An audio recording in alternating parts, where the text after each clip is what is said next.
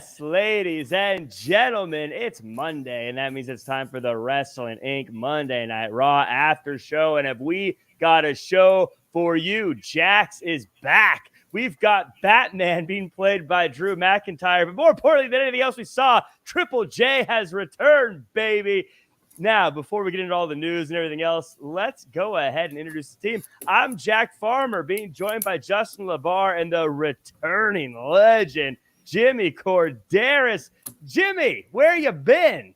I just happened to travel 7 time zones away over to Greece with the missus. We took a little vacation to celebrate our wedding anniversary. Oh, congratulations. Greece. Yeah. That's a far drive from where you are. Yeah, it was a heck. I had the wipers going most of the way. So, yeah. Hope you had the windows rolled up. Oh, yeah. Definitely use the air. Well, I'm glad you're back. It'll be fun. It'll be fun getting to hear some of your thoughts on what's gone down since you've been away. But Justin, how are you doing? As always, how's the fantasy team?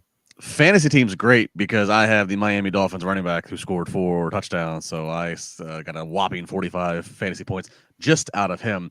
But I'm great otherwise. I'm happy it's Triple J back. If you want to know the excitement inside of me that Jimmy's back, just picture Goodfellas, picture Henry Hill in the shower, and he hears on the radio the breaking news of the Lufthansa heist, and he just starts banging on the wall, Jimmy! That's how I feel right now. Oh, yeah. Tremendous. The boys are back in town. I love it. Well, my fantasy football team is about to seal the deal. I have Burrow on my team, so it's been a stressful Monday, but he's sealed. He sealed the deal where I'm good as long as he doesn't run backwards or do something crazy for the next 3 minutes. I'm okay. It's a close one, but I'll be okay as long as he doesn't do something silly. But it's fantasy football, so who knows? Anything's possible. Everyone who's with us right now, like, comment, share, subscribe. You know the deal, unless you're new. And if you are, I'm telling you, like, comment, share, subscribe. Let's talk about some news. We got Jimmy back, but we're talking about some people who have departed WWE. One in particular, Rick Boogs, who made a statement recently saying that I can say with 100% certainty the removal of Vince killed my career. McMahon has since returned from his short-lived retirement, though his role in WWE is much different now. Boogs later replied to someone that said, aside from my time with Vince, the character wasn't even given a chance. And then he later said that the fans didn't even realize all the BS he's had to put up with. He added that he has, quote, plenty to say once the time is right, and accused one person of clearly having a weird grudge against him. Justin, a lot of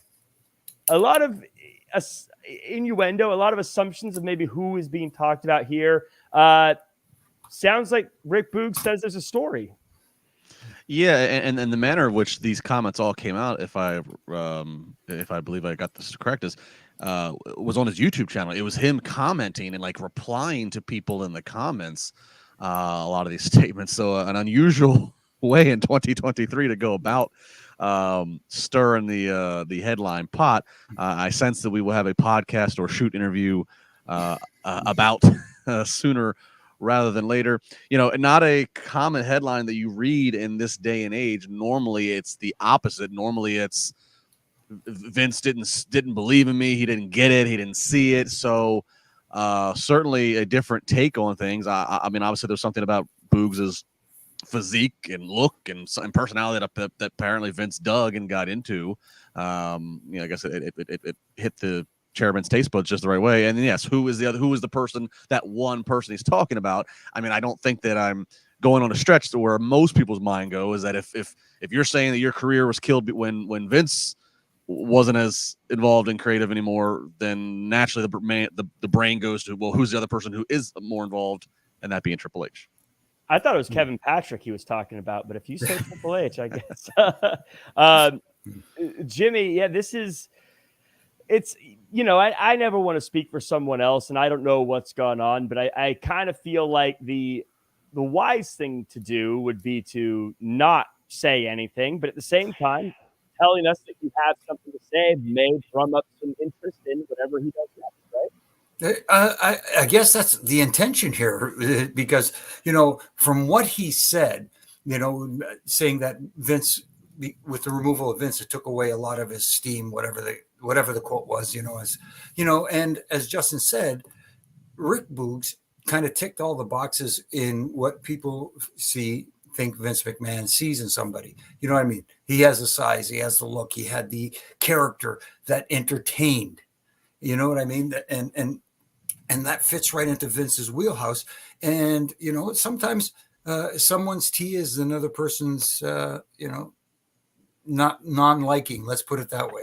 I don't know the exact quote. I lost it there for a second, but not everybody sees the same thing in a certain talent. Like some talents you see and everybody goes, yeah, that guy's got it.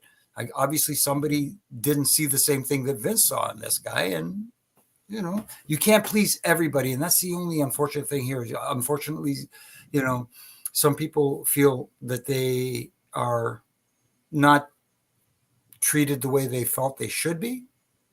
Mm-hmm. And I guess to your earlier point, he's trying to drum up some interest here, maybe a little bit, to get some people to talk. And he will tell us maybe sooner rather than later exactly how he feels. Mm-hmm. And what he thinks the situation was. When you started with the T, I thought you were getting ready to drop some kind of Greek fairy, Greek tale, Greek words of wisdom or something. I thought there was a T thing coming out. No, too much Uso over the last trip, so you know what I mean. Yeah, Jimmy, I was expecting. I don't know if anyone had watched that episode of The Office where Michael Scott comes back from Jamaica and he's got little beads in his hair still, and he's trying to keep the vacation alive even though he's back at work. I'm hoping you're trying to keep the Greek with you even though you're back home now, and keep all the vacation with you. I want to hear some Greek analogies and stories and things as we go through the. Oh no, you don't want to, because it's anyway. Do the Greeks put 20 pounds of potatoes in a bag, or what do they use over there? No, it's 20 pounds of souvlaki on a 10-pound stick. There we go. Sounds delicious. It's actually pretty good. We also got some very interesting comments from The Undertaker, who was asked who he would like to work with if he was to work with someone today. And he said MJF, which I think was kind of interesting because it wasn't a WWE person, said because of how good he is in the ring and that he, quote, lives the gimmick. Jimmy, is it a little surprising to you that The Undertaker picked someone from AEW in answering this question instead of someone from WWE? Yes and no, because Taker is an honest man. He's always been. He's not afraid to speak his mind, and he told everybody what he felt, and he really enjoys MJF. And and getting praise like that from someone like the Dead Man, my goodness, that is to a lot of people. There's no higher praise right now than him, because he's, as Paul Heyman referred to, a natural born locker room leader. Mm-hmm. And as I've said on this show before, he was our locker room leader, not because he chose to be, it's because he was chosen by the locker room. He just had that aura about him, and, the utmost respect for the Dead Man. And even MJF, he lives the gimmick, but at the same time got that compliment, said, man, there's no bigger praise than getting it from the Undertaker. Yeah. Undertaker has to be the number one, I would imagine, endorsement you can get, Justin. Your thoughts on these comments? Yeah, I mean, I think there's no greater vindication of how good you are, and I'm including world titles. Mm-hmm. I don't think I think to have the Undertaker, who and this and the Undertaker's shows, by the way, his one Dead Man shows, they don't allow you to have phones out. That's why you don't see video. That's why nothing like that has ever leaked. All you can get is somebody relaying what they heard, right, and what was said. And so I think to be asked on the spot, not like he had a great deal of time to prepare for such question. Maybe he's thought of it on his own time, thinking that he get asked it before. So to answer MJF, he could have easily just gone with, and picked a top name right now in WWE who he never got to work with. He could have, whatever. He could have picked LA Knight. He could have picked. I don't think he ever really worked Seth Rollins. Whatever. You know what I mean? He could pick somebody that he never really got to do anything with. Cody. I'm sure he worked Cody. But anyways, point being, the fact that he did decide to go after MJF and choose him, talk about how he lives the gimmick, and obviously that is again another giant praise coming from a guy who for 30 years lived the gimmick, is only now just lifted the, pulled the curtain back and has been willing to let documentaries and cameras and all follow him around. So yeah, huge compliment. And I'd be remiss because I know that people, I only tweeted the first part of the answer earlier today and said how this is a great vindication to say that about MJF. And people are like, well, what else did he say? And yeah, he did go on to say he's a big fan of MJF's, and he thinks that MJF needs to get out of and what he referred to as a second-rate company, which certainly got the reactions out of those who are hard on either side of the fence. Justin, I want to follow up on that because it makes me wonder, one, how much of MJF is Undertaker watching in AEW, but also, do you think maybe there's a little bit of Undertaker helping the WWE recruiting efforts for an MJF? Well, I don't know if the Undertaker's been given said marching orders. I don't think anybody gives marching orders to the Undertaker anymore. But I do think that just in the natural way of the wrestling business, for as big as it might seem, it is very incestuous. It's very small, and I think that obviously just having the Undertaker just naturally answer the question and give the answer he did, it does. It goes back to what I said earlier about AEW talent in the sense of, at this point, most of them, again, grew up watching The Undertaker, watching WrestleMania. That was the goal. When they were puking in wrestling school, they were being driven by the goal of, I want to get to WWE and I want to get to WrestleMania. I want to work The Undertaker. MJF even said the perfect pro wrestler is an amalgamation of Triple H, Roddy Piper, and Shawn Michaels, all WWE legends and Hall of Famers. So I think indirectly, again, it can, yes, indirectly it can, wow, I just got praise from arguably WWE's greatest character and performer of all time. Wouldn't it be great if I could go stand by him one day, even if it's at one of those, 25, anniversary type of shows? So yeah, it's, and again, it makes me wonder. I have to assume, Tony Khan, I know you're very nice, but I have to assume businessman wise, the ink is dried and you've locked MJF up. I would have to assume such, but if he hasn't, I hope he signed. I would hope that Tony Khan, if he did ink up MJF, it was for like 15 years, too, so that it's, you don't have to worry about it again. It's very. It's cool to see. It's just cool to see someone that young get acknowledgement from someone like The Undertaker, Jimmy. Because and again, before we move on, Jimmy, one more thought on that is just, again, the legend of The Undertaker. Like, he rarely says things about people, but to say something like that about someone who's not in the WWE, I think it kind of amplifies the compliment in a lot of ways. It absolutely does, because like Justin said, you would think that he would pick someone from the WWE because there's a lot of guys you can pick from there. Mm-hmm. But AEW does have a deep roster, and for him to go off the board a little bit and go to MJF and say, hey, that's a guy, who's good in the ring, but also, like he said, lives the gimmick, kind of like Taker did. When you saw Taker at the airport, he wasn't that guy. Hey, how you doing? I'll sign your order. When he was in full dead man mode, it was, Yeah, it's so we'll have to see. But someone who has been locked up with a contract is Eddie Kingston, who said, quote, if you notice, you haven't heard anything about me with contracts because I did my on the low. My thing was coming up. I got 4 more years, so I'm straight. No one needs to know how much. No one needs to know how long. I got my poop, and I'm going to be there for a minute because there's nowhere else I want to be, Kingston said. Jimmy, that's that's got to be a big win for AEW there. Kingston's one of their most favorites. Yeah, it is. And, it's he's happy there. So, it's a good move for him. If he's happy with it, that's the main thing. If he's making money, because it is a business where you want to make money. And,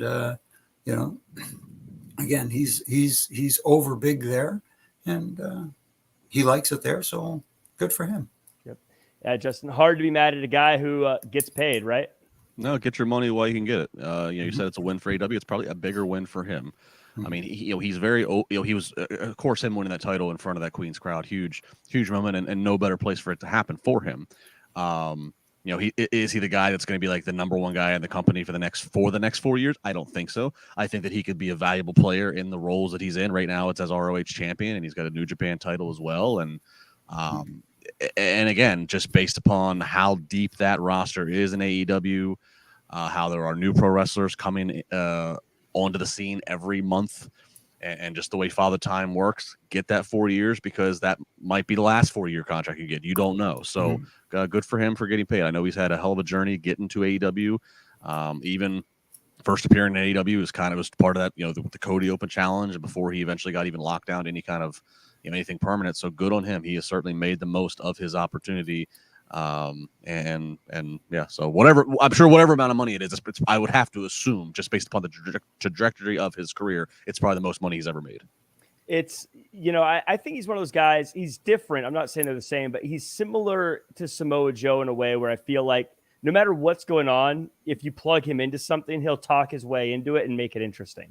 Whether or not you think he's going to be the world champion or not, just the way he can cut a promo and the way he carries himself, he'll make anything look good. If he tomorrow called out Kenny Omega and cut a promo, you'd be like, oh, I'm into this. I want to see it. Even though, Kenny Omega would probably win or whatever, he'd make it work. And I think that that's something that, especially for a company like AEW, is so valuable to have. Those kind of players are so valuable. So I think it's great for him. I want to give a shout out to Majestic Marie, saying, you mentioned Eddie Kingston. Majestic Marie is here. Majestic Marie, of course, for everyone who's listening, the world's biggest Eddie Kingston fan. So I'm sure she's very happy that he will be on her TV for at least the next 4 years, he says. So good time to be an Eddie Kingston fan. Well, he's signed for the next 4 years. No guarantee you're going to be on TV in AEW. Well, you got a lot of people. You got to fight to get to that curtain. As long as he's holding the title belt, he should be on TV. Yes, well, that's very true. But I think I think Eddie Kingston will definitely be fighting for that opportunity. I want to say in the chat, we got a super chat from Maya Lee. It's about the there's a few things in here, so let's just do it now. Maya Lee saying, am I thinking too crazy, or is Finn and JD going to jump Priest eventually? And I want Jade to be the one that comes out to stop Nia eventually. So we will definitely be talking about both of those things, Maya Lee. Those are very, very interesting points that we'll definitely get to throughout the discussion of the show. Before we get to the show, though, that's the next part. But of course, it's roll call time. So thank you to everyone in the chat. CJ's here. Max is here. Ethan, MDB, Maria's here. Steven and Juan and Maria's here. Majestic Marie's here. Maria's here. Dustin's here.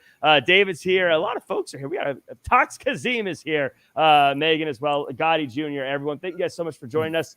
Like, comment, share, subscribe, 5-star review. We got a great 5-star review on Apple Podcasts recently, calling out me and Issa for being fun to listen to. Issa's not on the Raw one, so not a Raw after show, so I won't read it out loud. But it was a nice 5-star review, so I appreciate you guys for that one. But leave a 5-star review. I'll read it out on the air for you guys. Get your name out there. It's going to be fun. And the lurkers. Thank you, lurkers. Appreciate you being here.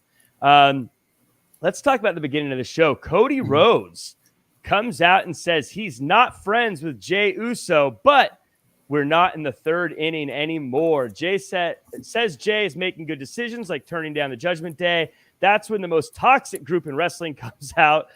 Cody implies Rhea will come back to Judgment Day, a Judgment Day that is empty-handed. And when they start to attack Cody, Jey Uso shows up.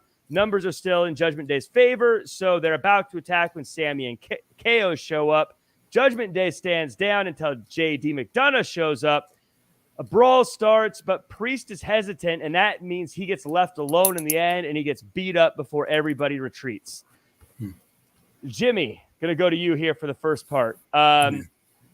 Two things. One, a lot happened in this opening segment, but two, this is the real thing I want to talk to you about, is we talk about AEW a lot sometimes, using things that only insiders know or the internet fans know. Cody Rhodes mentioned the third inning, which was a kind of an not a publicly said. Well, it was publicly said, but it wasn't an on TV said thing. Do you think the third inning comment was a bit too inside baseball? And do you think that this was maybe too much stuff to open the show with? You can make that argument that it was a little too inside baseball. I think in some regards it is. You don't need to go to that sort of in depth because, the WWE does tend to cater to a more general audience at times as opposed to the hardcore fans. Whereas in AEW, if you were to say that probably would have got more of a reaction. Let's put it that way.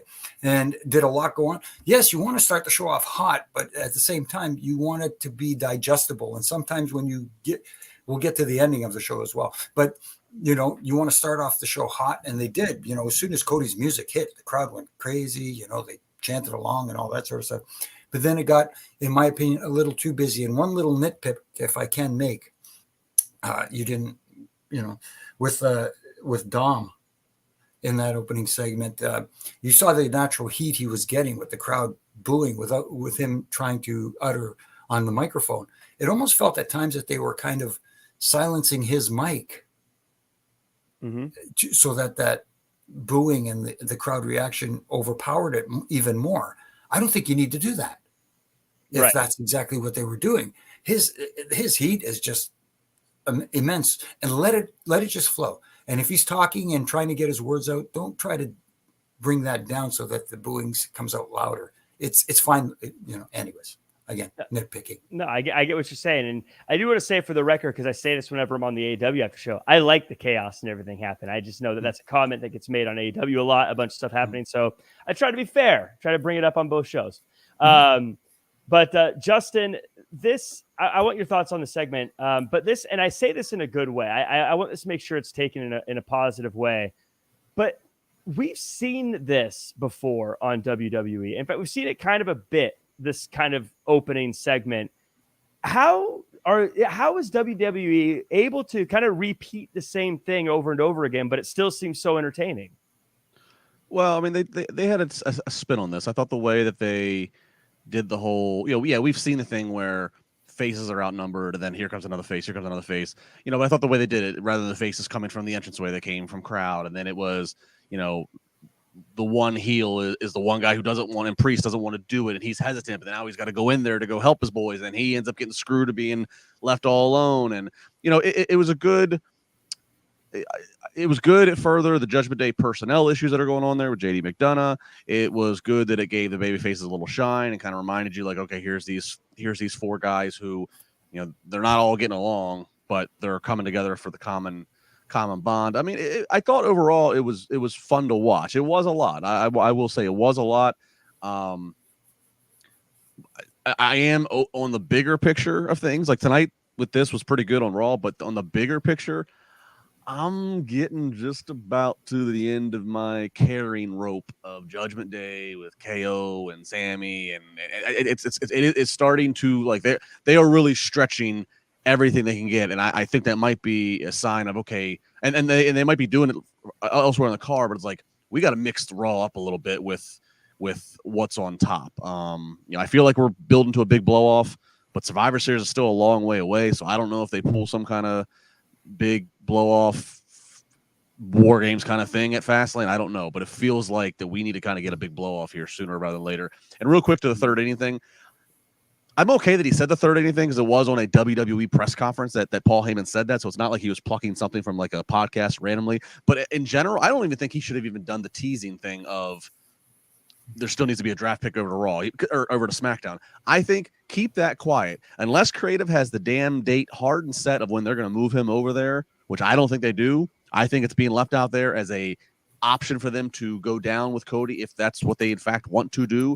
You do it then, but otherwise keep it out of sight, keep it out of mind. By doing that little tease and hint, I think you risk it's distracting.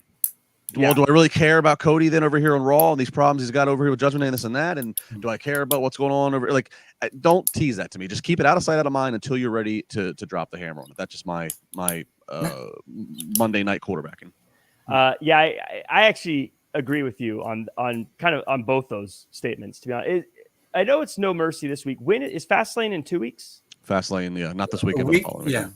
And then Saturday. And then there's a Saudi show, then Survivor Series.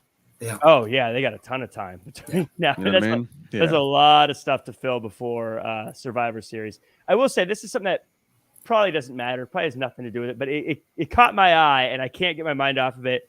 Cody Rhodes came out and he had like a piece of paper in his inside jacket pocket that was sticking out a little bit. And I kept waiting for him to pull it out and be like, this is the contract or something, but then he never did. And now I'm just curious. What did he have in his pocket? What was it? Probably nothing for the show. Probably none of my business. But now I'm like, what did he have in his pocket? What was that? Probably something he forgot to take out before going out. So I'll never know. I'll just never know who it really was or what it really was. But we move on and we get and by the way, I think are we getting a pin click? I'm hearing a pin click. Sorry, that was me. Okay. All good. Bronson Reed takes on Otis, and this is big, meaty men slapping meat. Justin, these two guys just understood the assignment of this match. I don't really know what else to say about it. What are your thoughts? I can't wait to find out the great irony that the producer that probably helped put this match together is probably one of the smallest producers. It's probably like P.D. Williams or somebody backstage, just to make this an SNL skit. Yeah. Yes. It was Jamie Noble. Yeah. No, you're right. I think that's actually a great way to put it. They understood the assignment here. I like them doing the little tail of the tape. I like that. Because when you visually look at them in the ring together, they look like two guys that, were they a former tag team together? You know, just based upon So yeah, but I like it, and I like I'm a big fan of both, but big fan of Bronson Reed here, and I liked him getting a win against a guy equal of his size. There's not many guys equal or greater than his size, so I thought that was a nice. Little check on his resume here, on his weekly Raw resume, and again, it gives me hope that. We're in a chapter of his pushes to ascend him to the next level. Well, yeah, Jimmy, to that point, Cole said, and Cole's good. He doesn't just say things to fill time. When he says something, there's typically a reason. And Cole said, Reed wants a title shot. Do you think that this is alluding to him getting something soon? He needs to get something soon because he needed a win. First of all, on TV, a big win.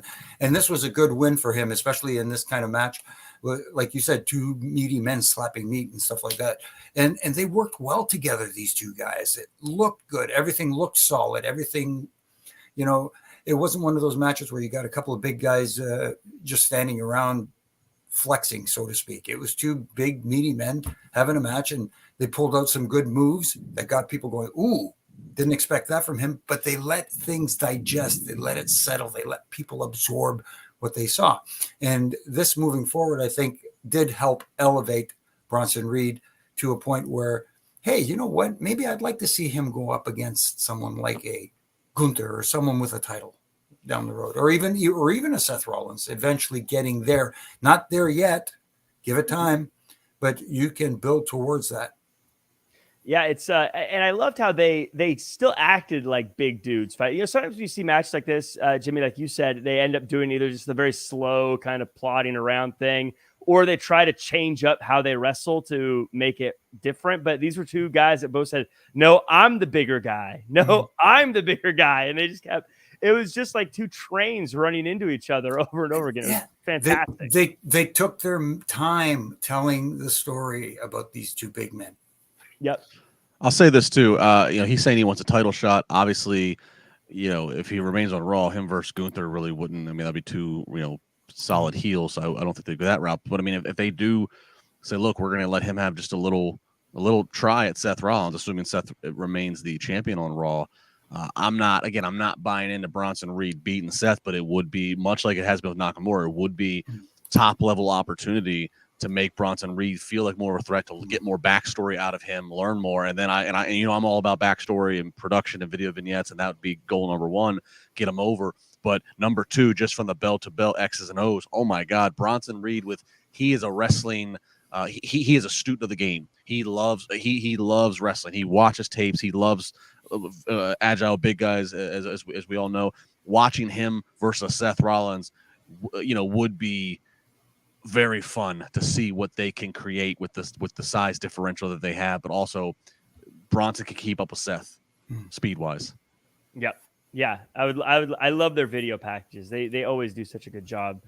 Ciampa versus Kaiser happens, and if Ciampa wins, he gets an Intercontinental title shot. Story here is Vinci gets involved, but it potentially costed Kaiser the match. Kaiser even kicks Vinci out of the ring and opens himself up to getting hit by the ripcord knee and gets pinned. Everyone in Imperium is upset about it. And of course, later we see that Gunther is even upset about it, and he says, "Kaiser, Vinci's your problem now. You got to deal with this. And if he's a problem, then you're a problem."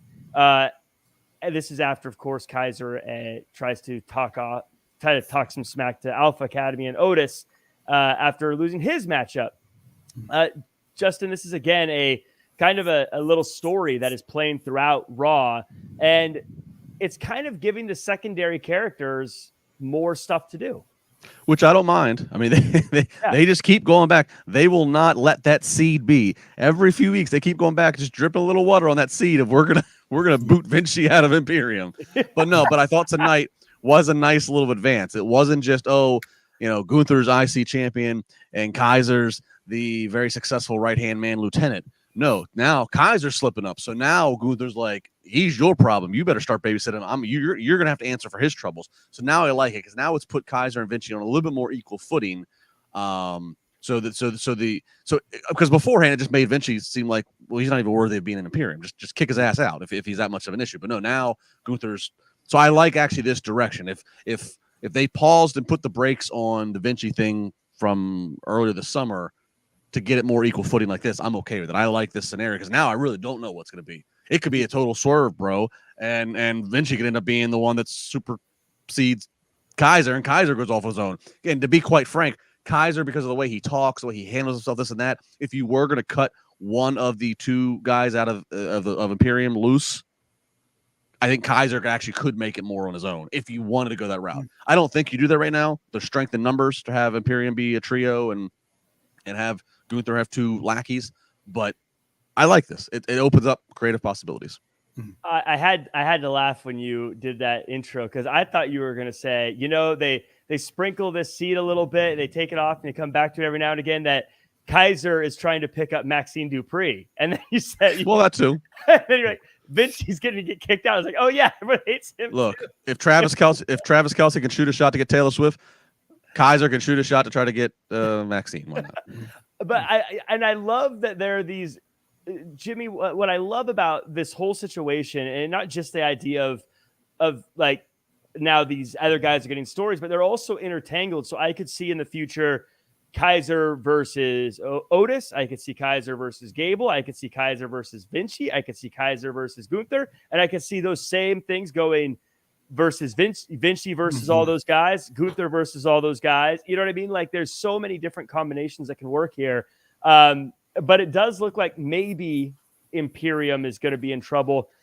Do you think this group is going to split up? And could you imagine Kaiser as the good guy in this situation? I mean, I can't imagine him. If he breaks away, I can't imagine liking him.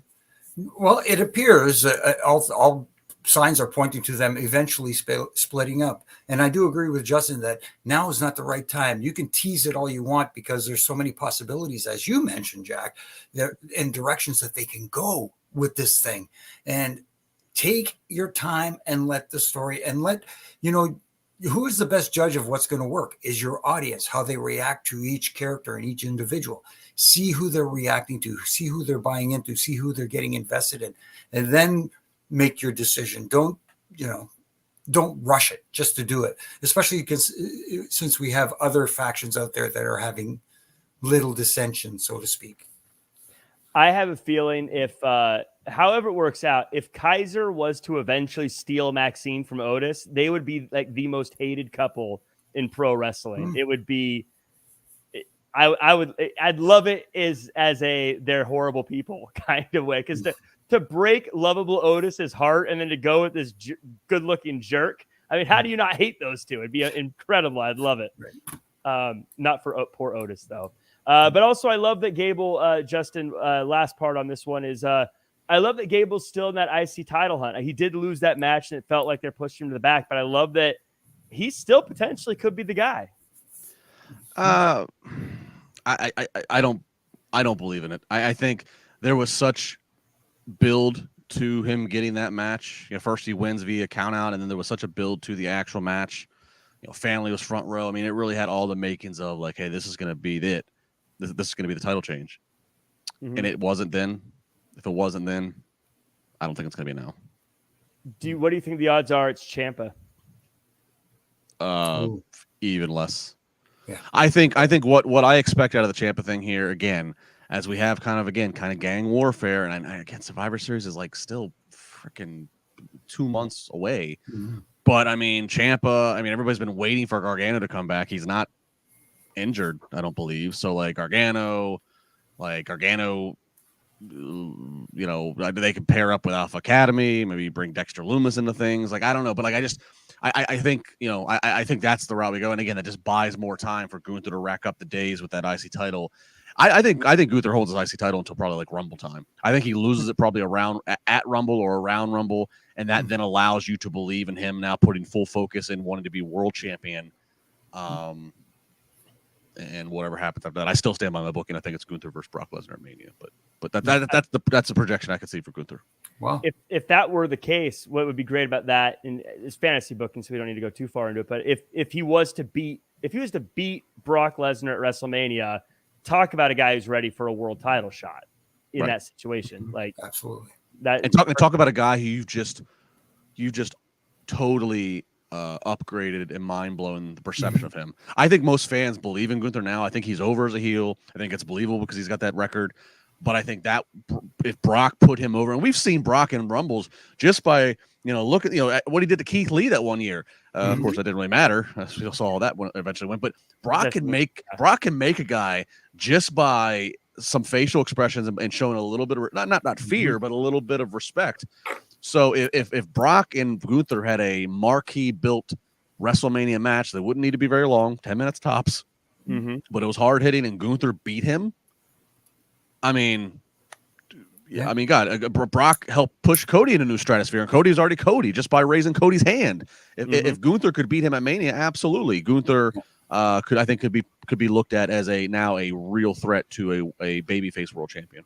Absolutely.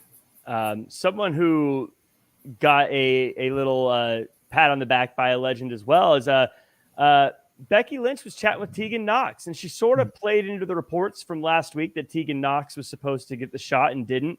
Says she wanted Nox to be the next challenger, and so Nox goes to ask Adam Pearce if she can get the next shot, and Natalya's like, I'm glad you're standing up for yourself, but not this time. And of course, it leads to a number one contenders match, Natalya versus Tegan Nox. Tegan gets the win, and she gets a shot at the title after No Mercy. Jimmy, for this one, again, we say a lot of things about AEW. I'm going to bring it right back. Mm-hmm. Are we featuring NXT too much on Raw? Well, I don't know if it's too much or that this is an opportunity to show it before they have their premium live event this weekend. I think that's the main thing. Then they're trying to elevate the NXT product. That's why you're seeing superstars from the quote unquote main roster showing up on NXT. And now we're seeing NXT superstars popping up on the main programs, especially like tonight. We saw a few. Is it too much?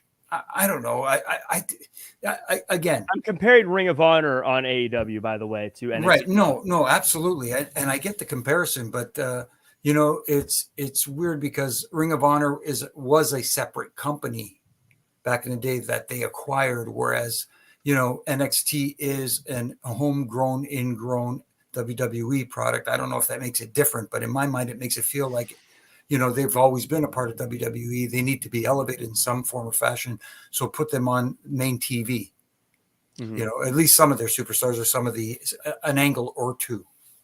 Jack, I'm glad you asked it, because I've actually been stirring over this, trying to figure out, am I looking at them equal to the point? Is ROH and AEW, is ROH titles and theme matches on AEW the same?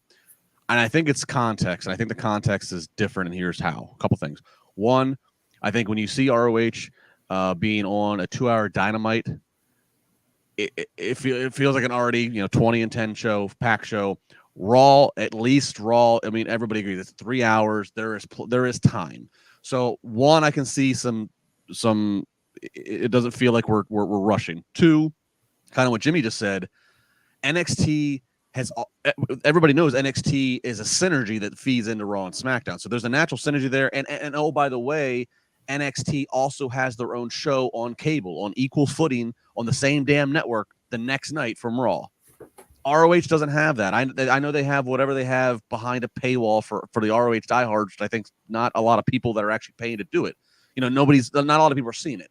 So at least you have another property that looks to be on equal footing. That's on cable, on the same channel the next night, that starts at the same time. So it at least feels like there's a synergy there. And the other thing is, it's also context of, well, okay, the person holding that title for the women is one of the WWE's top female stars.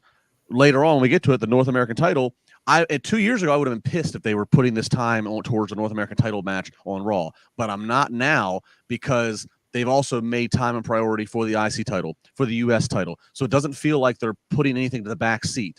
It feels like they're putting at least equal footing towards it. So I think it is a little bit different for all the different things I laid out, that they're at least rolling out this crossover better and more digestible, if that makes sense. Yep. And I just want to make it clear then, so everyone, because I check the comments. We're approaching things equally on all shows, so we're bringing it to attention. So I do want to say, Justin, though, I want to ask you about Natty versus Knox. Natty, obviously, we got to give her flowers. She does an incredible job whenever she's given something. But one of my favorite questions to ask about people who haven't been on TV in a long time, or who are mostly NXT call-ups at this point to their career in WWE, Tegan Knox. If you never watched NXT, and you didn't really know much about that, did she do enough for you to be interested in seeing her get a title shot down the road? Just tonight, no. Just tonight, she didn't come off as like as a person who I believe that should be fighting for, and this also is part of, I guess, what she got from creative, and you can only make this sound so good. Well, I was waiting by the curtain, but Natty, she's a veteran. I know the motivation is that, she's a babyface, she's being respectful of a veteran. But to me, when you're trying to make a first impression, I want somebody who's going to grab the brass ring. I don't want somebody who's just going to, here you go, let me hold that curtain open for you. That didn't do it for me. I think she's a talented performer in the ring from what I've seen of her. I think the biggest thing that she's going up against is it seems like she's had some injury issues. So durability is going to, be as it is for everybody. It's going to be the big thing. But tonight, solely just based on tonight, no. Well, hopefully she gets a chance to show, because I know she's great once she gets going, but hopefully she gets that opportunity. We roll on to Seth Rollins. He comes out and he says, set a date or lose your shot, Shinsuke. So Nakamura says it's Rollins' last chance to stand as champion, because at Fastlane, it'll be a last man standing match. Rollins says if it may be his last match, then I'll give you 100%. And Rollins at 100% is the world champ. Later, Ricochet on crutches says he's not done with Nakamura. Jimmy, I haven't had a chance, I don't believe, to talk to you about these video vignettes of Shinsuke and Nakamura. I feel like he comes off just like a super villain. I love these things. What are your thoughts on the way Shinsuke is being presented right now? I like the fact that he's not coming out and doing the face-to-face thing. I like that they're showing it on to the audience there live on the screen on the Tron, and to us, where he's somewhere backstage, and they're doing the subtitles on the bottom, as opposed to having him, trying to speak the English that he does speak. But it just comes off more naturally heelish this way. Go ahead. I was I feel like because he's not. I don't know how to speak two languages, so I think he's great at what he's able to do. But I think since he's not trying to speak a second language, he can just talk and think about how he's actually he's emoting and his facial expressions and things like that. And I feel like he's just able to embody the character so much more instead of trying to worry about getting the right words out. I don't know if that's the case, but it just feels that way. It feels like he's just able to be that guy a lot more. It feels natural. Yeah, exactly. Yeah, exactly. And Justin, one of my favorite things about this is the matches that have the stipulations, cage matches and things like that. A gripe that a lot of us wrestling fans have is when you have something that doesn't feel like it makes sense. Like if you just have two guys that don't like each other, but for some reason we're going to have a barbed wire match or whatever. I don't know. The last man standing match, based on the way this has been built, feels like it makes sense. To me, emotionally, I'm not fully there. Like it seems a little premature, but to their credit, to their defense, on paper, they've done what they needed to do, right? We've seen, Seth and Shinsuke had a match here in Pittsburgh at Payback, and afterwards Shinsuke attacked, real cheap stuff, and they've been really physical in the brutal attacks, and like Shinsuke's promos, he's talking about Seth's family and his daughter. I mean, so on paper, they've checked all the boxes to kind of like justify the pro wrestling booking mathematical formula. You have to check enough boxes for it to warrant the last man standing blow off. Me, I don't emotionally, I'm not quite all there. Again, maybe it's just because I don't believe in Seth dropping the title to Shinsuke. Maybe I'm just being a little bit too smart. I'm being a little bit too in the weeds, a little bit too much internet fan. But on paper and the time they've given on TV, they have done enough. I feel like that we warrant a gimmick match here between the two of them, and I agree with you on the promos. One, it just not even just because Shinsuke could speak English, but obviously he's going to speak his first language best. But also there's just a sense of like there's always even like with bad guys or in horror movies, anytime you don't fully see somebody or don't understand or don't know where they are, that mystery of what's looming around the corner is dangerous. That's scary. So in a little bit of way, if you translate it into most of the American fans watching probably don't speak Japanese or understand Japanese, so it's a little mysterious. They're giving you the subtitles, but even just hearing it in the native tongue, well, it's a little scarier him saying that than if I would have heard him say it in English. I think there's a psychological thing to this, a subconscious thing of the bad guy is speaking his native tongue in Japanese. I got the subtitles, okay, so now I'm hearing it, but it sounds more menacing. I think there's something to that. I love that you said that. It reminds me of as a kid watching the old Inspector Gadget cartoons, and the bad guy, Dr. Matt, always had all you saw was the back of the chair. You never saw him turn around and show his face, and it made him seem so diabolical. Probably a reference no one else gets, but whatever. It's for me. In any case, we move on to Dominic Mysterio versus Dragon Lee for the North American title. Another NXT. No, I loved it. This was great. Jimmy, we can talk about characters and everything else and the way promos are getting people reactions and whatnot, but based purely on in-ring action with the crowd chanting, "This is awesome." Dominic Mysterio in a singles match may have had match of the night. Would you have predicted that 2 years ago? I don't know if I would have predicted that 2 years ago, but tonight, like you said, he hung with Dragon Lee. It was just, I don't know how to put it any better than these guys performed amicably. It was a hell of a match. Like you said, you can make an argument that it was match of the night. And for someone like myself, who's not big into the high spot, heavy matches. These guys did a lucha style match where everything seemed to feel like it meant something because they sold it. They didn't really take their time, but they let things digest at the same time as doing all this incredible stuff. Some of the stuff Dragon Lee does is just unbelievable. And Dom hung with them the whole time. So, it's almost like, oh, I want to boo this guy so bad because the audience is booing him. But at the same time, he looked good in this match.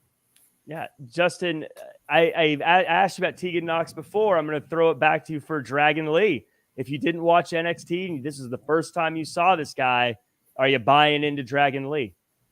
Yeah, I'd be if I watch this match, I'd be willing to make a note to tune in Tuesday, try to catch his stuff if he's on Tuesdays as well. Yeah, I thought this one is about as well as it could have gone. And like I alluded to earlier, I'm okay with, 18 months ago, I would have been frustrated as hell that they're putting a North American title match on Raw. I would have been like, why are we not doing better with the IC title and US titles? But they are doing great things with both those titles. And then IC specifically on Raw. So I felt that there's room. It warranted there's room to allow this little bit of crossover. And again, all the things I said earlier, Raw's a longer show. Commentary did a great job giving us why the NXT title, why the North American title mattered. Solo Sikoa's had it. This Damian Priest has had it. Naming people that are currently having success on Raw and SmackDown who had it. So they did all the best. Maybe they could have maybe gone a step further. They could have put that commentary info, maybe a video vignette earlier in the night. But that would have been my only nitpick here. But the match was really entertaining. I agree with what Jimmy said. It was the faster pace, but they still did allow they sold the offense they gave at least, right? And then even in the selling, I gotta love, Dragon Lee's mask extends out in the back, Dom tying the mask to the rope just to assault. I mean, this was a great showing by Dom, who is not a rookie anymore at this point in time. He's ascended at least to a sophomore season. And Dragon Lee, great first impression. And again, I think it could only help people maybe saying, I might tune in on Tuesday or No Mercy. What's going on? So I thought this was really well done. Good. And yeah, match of the night. I agree. And here's the thing, and sorry to jump in here on you, Jack, but you don't see matches of this style too often on WWE television, especially on Raw and SmackDown. So when they do something like this and it comes off the way it did tonight, it has that much more impact, much more boom, wow. You know what I mean? Yeah. And I do want to clarify when I made the comment about would you predict Dom is in match tonight? It's because there were so many things going around about how Dom needs to go to NXT and Dom needs to do this and that. Where clearly you see in this match, he doesn't need to do any of that anymore. He's got it figured out at this point. But yeah, Dragon Lee, I'm a huge fan of him. His song just goes hard. I love his entrance theme. We had a lot of entrances that were cut in half tonight from a production standpoint. Usually either they're in the ring when we come back from commercial break, or we see the whole thing. We had 3 of them, I think, where they were just halfway to the ring, which is interesting. I don't know if they're trying that out or what the situation was there, but yeah, Dragon Lee is very fun. We got a few backstage segments I want to kind of get through and get your guys' thoughts. First off, Damian Priest uses the best growly voice in the game to scare off JD McDonough and scares his friends too. Then later, Zayn and KO, they say that it's not about Judgment Day anymore. It's about 2 friends that want to be the champs. And Jey Uso says that he's not going to join any groups. And if Kevin Owens has issues with him, it's just what it is. Justin, again, storyline going through the match before we get to the main events here. A little bit of dissension still being teased within Judgment Day. I don't want to repeat what we said too much, but it does kind of feel like Sami Zayn and KO are just always fighting against the group that's having personnel issues. It's entertaining stuff. There's stories, there's characters. It is entertaining stuff, but like I said, we're coming around the final stretch here. I hope whatever blow off we're leading to, like I said, and I can't see how they extend this with the current personnel all the way to Survivor Series. So I have to think that I hope that they're gonna wrap this up before that. Wrap it up, give us a good blow off, give us a good blow off, payoff, everything like that. But I think we're coming to this, at some point, teasing of the Judgment Day dissension is just I'm not gonna care anymore. I still care right now. And then Rhea's on a little bit of time off, and she's selling her injuries from Nia Jax and everything, so she can come back. Then she can come back and say, I cannot believe you. I've been sitting up in a hospital bed and you guys can't get, so she can come back and it can kind of be the final act. But we got to get to the point here and just kind of get us to the next phase. Jimmy, how do you think things are going to shake out with Judgment Day? Will it completely blow up? Will someone get kicked out? And if so, who? What's your prediction on where this goes? Man, there's so many directions to go. Obviously, you have Finn and the dissension between Finn and Priest. Dom and Rhea look like maybe Rhea's the one who ends up taking over Judgment Day, becomes the leader. and Finn's the one who gets drummed out. I don't know. There's just so many directions it can go. I'm trying to figure out where this is leading. And every time it looks like okay, every group has its problems. Maybe this is the one group that won't split up. You start thinking, oh, no, guess what? It's happening again. So I'm almost getting to the point where, okay, somebody please get kicked out. Yeah, to get to the next story beat. And like we've kind of said throughout the night, I don't know if they're going to be able to keep my attention on it for 2 months. If they said it's until October, I'd be like, okay, but yeah, November that's a lot of TV time of them going back and forth. And is this person in the group? Are they not in the group? Are we friends? Are we not friends? Right. KO and Sami Zayn again going, we need to take down this group that's running things that they did for 2 years on the other show. So right. I wonder if some of the apprehension from creative is, the ascension all kind of centers around, right? Like Finn and JD, who are clearly, on the same page, but they're not on the same page with, namely, Priest. Mm-hmm. And I think that if you eventually cut that tie, Priest is Priest, and he's got that Money in the Bank. Right. Dom's Dom, he's rolling just fine. Mm-hmm. Mommy's Mommy, she's rolling just fine. You cut Finn and JD out of that, and now they're their own tag team. Yeah. It doesn't hit the same. I'm not as interested as them. Yeah. So true. Yeah. We continue on, and Nia Jax walks past Akira Tozawa, who is the only person to survive getting in the path of Nia Jax. Jax tells Michael Cole that she squashed everyone and she's the baddest human, but that brings out Zoe Stark, and they start to scrap, and we get a match. Big moment here is Starks lifts Nia Jax, but that ends up just crushing her. And that changes the flow of things. Nia Jax is able to use the advantage to get the win. Jimmy, my question for you here is, before the match, during the promo, they have Michael Cole out there. Michael Cole, I think, is one of the greatest. I have nothing but respect for him. But you have an interviewer. You have Jackie, you have Byron. Why don't you have one of those two doing this part instead of Michael Cole? From just a logistics standpoint, I mean, you've seen why they do these things. No, it's an interesting question. Why wouldn't you have someone whose job it is to interview? And I guess it makes it feel much more important. It's kind of like back in the day when JR used to interview a talent. Mm-hmm. It made it feel that much more important that, oh, wow, JR's leaving the desk to go interview someone. Maybe that was the idea behind having Michael Cole, making it feel like it's a big deal, as opposed to having just one of your backstage interviewers interview. Let's get Michael Cole, who is the voice of SmackDown, SmackDown, the voice of Raw. Back in the day, he was the voice of SmackDown. Yeah. The voice of Raw to go in and interview Nia Jax, make it feel that much more important.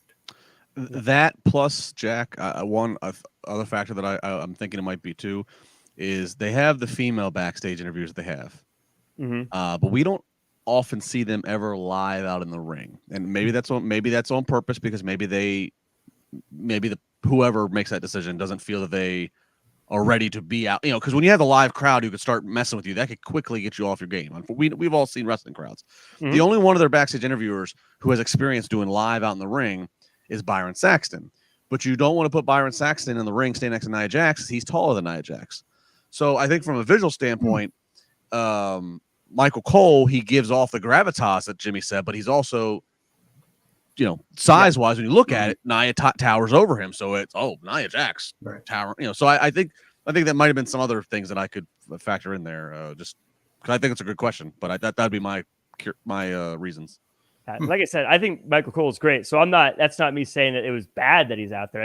I always think you've got people, that's their job, but very good points all around there. Justin, I want to ask you though, feels like this is building up to a returning Rhea Ripley being the one to take down Nia Jax, but I can't imagine Rhea Ripley not being the most popular, lovable person in the world after doing that. Do you think, is this Rhea coming back to be a fan favorite, a face? They have a problem with Rhea. It's a good problem to have. She's becoming very popular. I don't know if you pull that trigger right now. Yes, she could, because Nia is the reason that she's off TV. So there's a very easy story of her just coming back on the scene and wanting revenge. But like you said, it doesn't quite line up right now if she's still going to be part of Judgment Day, and if we're still trying to sell Judgment Day as the top heel faction on the company. I think that we could table the Rhea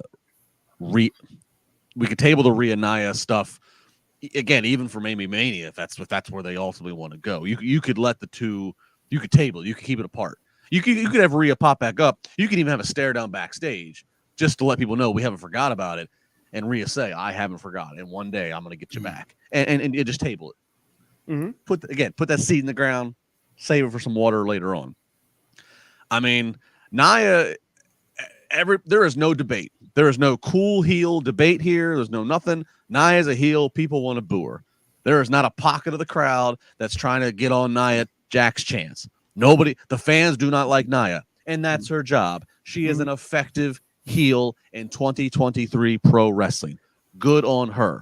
So quite frankly, I let her roll through a few ladies right now, and I know I'm really getting a jump ahead, and Jimmy and I haven't had a chance at all to talk about this, but talk about a woman who everybody loves to hate and everybody loves to see get beat. Wouldn't that be an ideal situation for a brand new female to come in and be I was going to say white knight, but a shining hero, a superhero, if you will. If you had such a female talent that you've acquired that physically could go nose to nose visually with Nia Jax, if we could find somebody tall enough and muscular enough that could go nose to nose with Nia Jax, and that then would get the people to pop if she shuts Nia Jax up. Now, interesting. Jimmy, I think I know the person that Justin's alluding to. As Bernie DC says in the chat, a shade of Jade on that night moniker there. Do you think that? What do you think? If they got a Jade, is Jade possibly the right one? Let's fantasy book it. Let's have fun. Well, again, she can be the one, and not basing it strictly on coming in from AEW, but the way she is presented. The way WWE presents her, it all depends on that. That is the main, deciding factor. Let's put it that way. But I have confidence that their thoughts are probably a little bit different from how AEW wants to present someone like a Jade, if she is the one who is actually the person they're talking about. And it can work big time. I know it can. And she does have that aura about her, where you talk about some people that get people invested. She has that look, just that look. And then she puts it, she's able to cut a nice little promo to go with it and develop a character that people go, wow, that's really one bad woman. There are so many stare downs I would love to see between Jade and many characters in WWE. If that were to happen, we'll still have to see. Miz TV happens, and Drew McIntyre says he's nothing like the Miz, but the Miz says, "Sure you are, pal." Then Drew says he says Drew is like Batman of WWE, and Cody's Superman, and Cody showed up Drew. New Day comes out, and they say Drew let everybody down, and he says, "No, Jay deserved to get left out there and beat up." And Cody only helped Jay because Jay is his mess. Miz gets shut up, and then we got Kofi versus Drew, where great storytelling here with Drew showing us the new side of who he is, and Kofi still being Kofi. Ivar comes out, beats up Woods, and that leads to a Claymore with McIntyre getting the win. Post-match, Ivar destroys Kofi again, and McIntyre walks away. Justin, my favorite part about this whole thing, it was entertaining, which is great, but I love that everything Drew said and everything Drew did made 100% sense. There was no, you people turned on me or anything like that. Everything he said, you're like, he's right. He's got a point. No, it's one of the most logical, slow heel turns, it seems, that I can recall in WWE recently. I thought this was very entertaining. Both from everything you just said there, the effectiveness of what we're doing with Drew's character, or so it seems, the inside dilemma of is he going to go help the baby faces or not now 2 weeks in a row, but also even just a little bit of comedy. Him just Miz trying to Big D and massive Miz, and then Drew just keeps shutting the Miz down. It was a very entertaining exchange. I don't know why I'm so surprised. I mean, if it involves a New Day, it's normally an entertaining exchange, but it was very entertaining. Match was good between Drew and Kofi. And yeah, I mean, I look, we had babyface Drew. He was the pandemic king. He carried that company through the worst times that hopefully none of us ever have to ever live through again. But quite frankly, when you look at him and everything, I think he's just so money as the guy you just don't want to F with. And that comes off better when he's being a heel. And so I'm okay with the way that they're kind of transitioning him. I hope that like we don't tease this for 1 or 2 more weeks of him not helping the baby faces, and then all of a sudden he has a come to, Scottish gods moment. Now he's back saving baby faces. I kind of like him to transition to the heel side of things because I think it's a very entertaining and very dangerous man. Yeah, Jimmy. I feel like Drew just looks like a bad guy. I mean, he's great as the hero and the guy carrying the company, but I mean, when he has that Scottish Terminator look to him, I mean, he looks terrifying. And so I'm loving this. Tell me your thoughts on this. 'Cause I feel like this hit every pro wrestling button: the entertainment, the comedy, the storytelling, the wrestling. This checked literally every box. Yeah, it pretty much did. And it all started, like you said, with the Miz TV segment, because Miz on the mic is she's just too much. And Drew, like you said, he carried the company for so much as a babyface through the pandemic era. But at the same time, now he can carry this company. He could carry a sword and look like a badass heel. You know what I mean? It kind of fits his character, and you can see him exuding and thriving in the role of a heel. It's almost like you can tell when someone enjoys being a heel and someone enjoys being a babyface. And you can tell that Drew is someone who just enjoys doing whatever role he's given to him. He can do both so well. And him as a heel, as he slowly starts to turn it up, instead of doing that complete 180 all of a sudden, it's that slow transition, and that's what's working with this. And I always say the greatest villains are the ones that you kind of understand where they're coming from. I mean, even a Roman Reigns, you kind of get why he's doing what he's doing and what he says. Drew, everything he's saying, like, look, Jey is a jerk. He did do all these horrible things, and like the bad things that have happened to him, and he's not just being an outright jerk. He's just kind of being honest about how things haven't worked out. And so I'm absolutely loving that. We got, for the main event, Judgment Day versus Kevin Owens and Sami Zayn for the tag titles. And again, it's a great match, and it ends, of course, with Dom trying to get involved. Then Jey Uso tries to stop Dominic, and then Cody Rhodes comes out, and McDonough comes out. There's a big kerfuffle with, of course, McDonough using the title to help the bad guys get the win. But then, of course, at the end, there's another big kerfuffle is the word of the day. Jimmy, this was, again, I love these things. So I love big brawls and things. Felt, again, like a lot of potatoes for the bag. So I want your thoughts on that, as well as, again, this is, I feel like we've seen a million times, but it's still entertaining. But how much longer can they keep it going? I hope they don't keep it going too much longer. Let's put it that way. But like you said, this was a great, entertaining match. The crowd was your biggest barometer. The crowd was loving every minute of it. They were enthralled.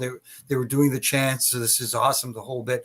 The only thing is, yes, there was a lot of chaos leading up to the finish, where we had the belt shot and that sort of thing. And then we had, as you said, the big kerfuffle after that. I don't think that was necessary.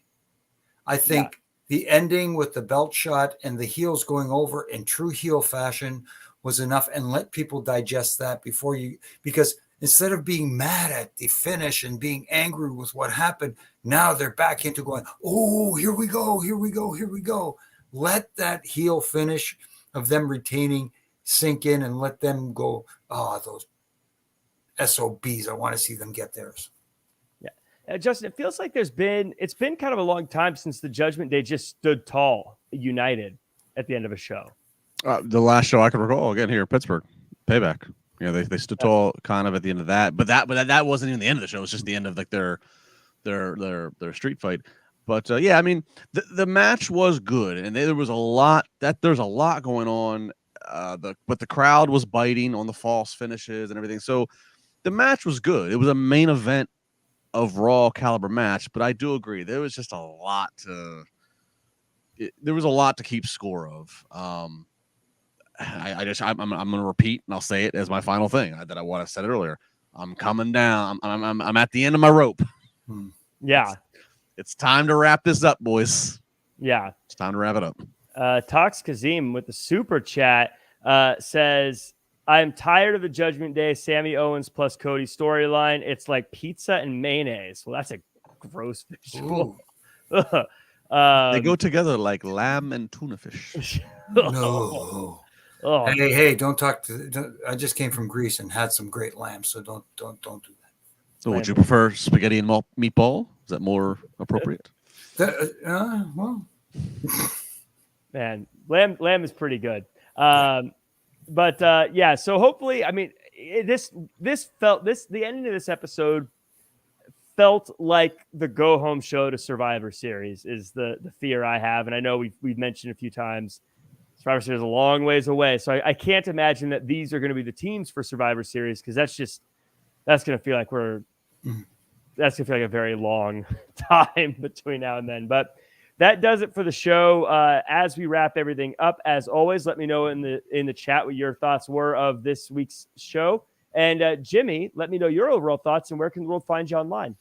I thought it was a very good. I thought it was a good Raw tonight. There was a lot of good in-ring action. We got a lot of diversity and a lot of stories moving forward. And like the only issue I had was maybe just a little bit too much at the end that they didn't need to be before going off the air. But other than that, I thought the show was fine. It was entertaining for the most part. And as far as where you can see me, obviously here on Mondays and Wednesdays, I'm back. Guess who's back? Back again? No, I'm not going to go there. And also, you can catch me on all my social media platforms doing my ref and rants from Wednesday to Friday. Again, just slight critiques to help tighten screws, not to tear down. And really quickly, just for a couple more weeks, I won't be on the Keeping It Reffing It Up podcast. I'll be back there as well, but continue to listen to that as well as B-Heb is doing a great job. You're not going to be on every episode of Reffing It Up? I will be starting in a couple of weeks again. So you're the Roman Reigns of Reffing It Up. Pretty much. It takes some time. It adds up to me. Justin, same thing. Where can the world find you? What are you working on? And what are the overall thoughts of the show? Overall, it was an entertaining Raw. It was not a long, tough 3 hours to get through. There was enough that kept me kind of interested, and so good on them. Already said what I want to see and what I don't want to see coming here soon. At Justin LaBar across the socials, here tonight, here Wednesday night after Dynamite, every Friday, Spar with LaBar on Busted Open channel 156. And as I think I alluded to in previous weeks, and you can hit me up on social at Just LaBar on X if you want the details. David Allen Fashion Show, the guy that it's been my personal tailor for years for my ties, my suits. Introduced him to a few WWE talents. Now he is the personal tailor for John Cena, for Braun Strowman, for a lot of other names. Pat McAfee, a lot of New Day, a lot of names elsewhere in the sports world. I walked in his very first fashion show in 2016. I'm walking in it next month. It's going to be a hell of a guest list. If you'd like to be part of it and come live to the event, which is for a great cause, I'll give you all the details of how you can buy tickets, how you can be part of it. If you'd like to see and support it from afar, if you can't get to Pittsburgh, I can also tell you how to do that. So a very big event. I'm rolling with people that are in weight classes above me here. But nonetheless, I'm going to look my damnedest to look my best rocking his stuff. He's been great to me from the very beginning. So I can give you all the details about that. Hit me up at Justin LaBar on X. Very cool. Yeah, definitely everyone needs to check that out as well. If you want to look good, that's the way to do it. You can follow me at Real Jack Farmer across all social media, and you can check out the replay of the show I was on last night, Prestige Wrestling's The Respect Issue. It was a great show. We had a wrestler who couldn't make it, so they got someone to fill in for him, and it was none other than former Impact Wrestling champion Moose showed up, and it was an awesome time. I was on commentary. Very cool. Next time you can check me out will be at PCW Ultra's event on October 7th. I'll be doing ring announcing there, so you'll get to hear me yell everybody's names. That's a fun time. I thought the show was it was okay. I feel like it was entertaining enough to watch, but I also don't feel like there's anything to write home about. But thank you to everyone who joined us. Like, comment, share, subscribe. Thank you to Ricky, Dion, CJ, MDB, Max, Dream Realm, and Tommy O, and everyone else. Appreciate you all for coming through Man Cave Sessions. Appreciate you guys showing up. Make sure to like, comment, share, subscribe, and follow at Wrestling Inc. to stay up to date on all the wrestling news. We'll see you guys tomorrow for the After NXT podcast.